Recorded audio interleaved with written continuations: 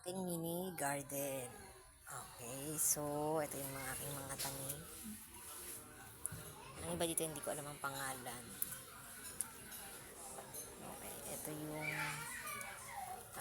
puno na lumalaki na nag-iiba ng kulay from green, white, red.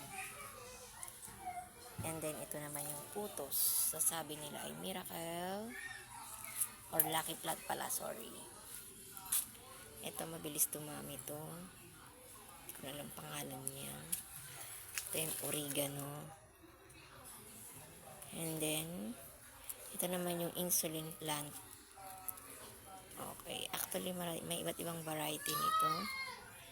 Yung mga diabetic, kinakain yung dahon na yan. And then, yung aking putos nga is everywhere. Madali lang magparami nitong putos. And then, itong aking papaya na tinapon ko lang, ayan na siya.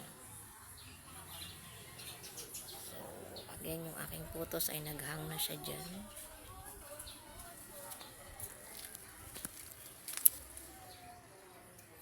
Okay, yung blue na yan ay pantaboy ng mga aso sa kapitbahay dahil nga wala kaming aso pero marami kaming mga dumi ng aso sa harap ng bahayan yung pantaboy na yan. Ayan. And ito yung aking aloe vera.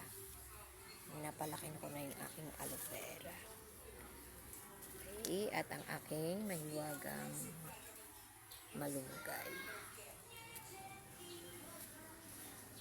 And then, again, ito ulit ang aking putos. So, yan yung mabilis kasing dumami. Meron din ako mga talbos ng gulay na kamote. Ayan. Meron din sa luyot pero minsan naman matay. And then, ito yung tinapon ko din na buto ng avocado. Ayan na siya.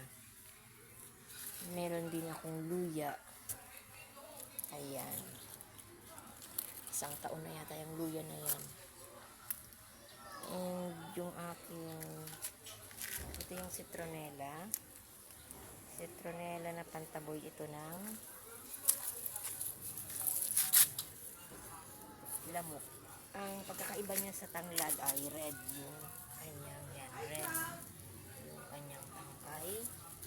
Ito yung tanglad, green.